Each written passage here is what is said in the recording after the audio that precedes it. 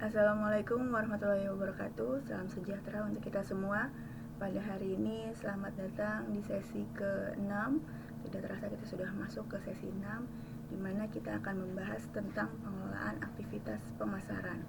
Nah, sebelum kita diskusi, sebaiknya kita semua pelajari terlebih dahulu materi yang ada di modul BMP ADBI 4130 edisi 2 modul 7. Setelah mempelajari sesi 6 ini dan berdiskusi, semuanya diharapkan akan mampu menjelaskan tentang konsep pengelolaan pemasaran.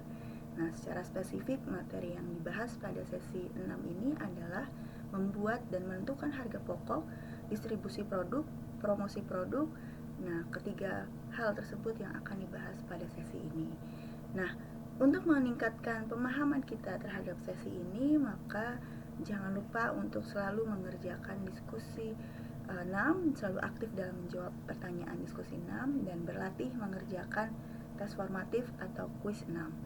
Nah, partisipasi teman-teman semua, saudara semua dalam mengerjakan diskusi serta tugas ini memberikan kontribusi pada nilai akhir tuton ini, sehingga diharapkan semuanya bisa mengerjakan dengan baik, mengerjakan dengan jujur, di mana selalu mencantumkan sumber referensi setiap mengutip pendapat orang lain untuk menghindari plagiasi dalam pengerjaan tugasnya. Baik, selamat belajar dan berdiskusi. Salam semangat.